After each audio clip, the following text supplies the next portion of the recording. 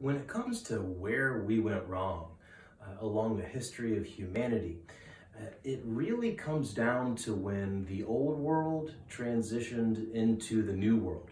By the old world, I mean these smaller agrarian farming communities that were very typical of what we saw in Europe before folks came to the United States. This is most of what the United States looked like. We were a very rural farming community. There were some larger cities. You had New York City, you had Boston, up around the bays, in the Northeast, in New England. But besides that, everything else was farmland.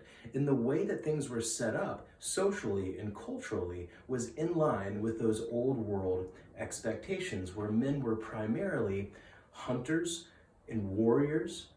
So we were providing and protecting, just in line of those old standards of the old world. Then came in the new world. You have the Industrial Revolution. You have all these factories that come up, that are built, that make assembly lines possible. So you have big business entering the scenes.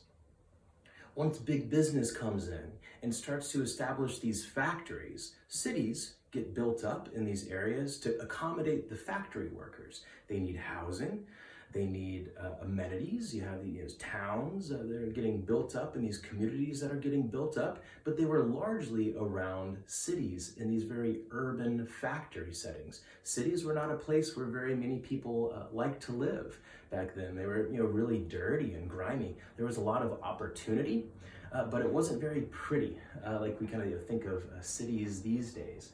Now, when big business comes in with the new world, what happens is the integrity of the common man is lost.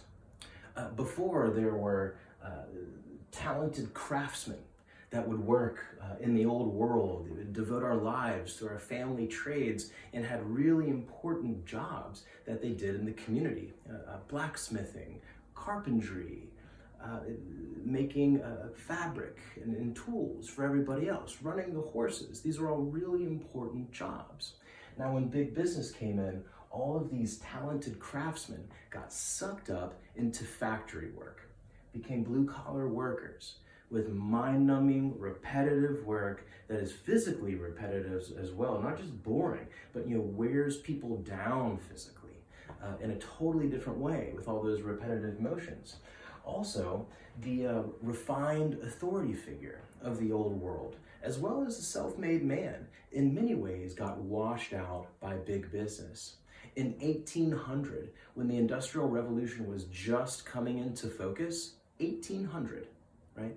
70% of free Americans own their own businesses.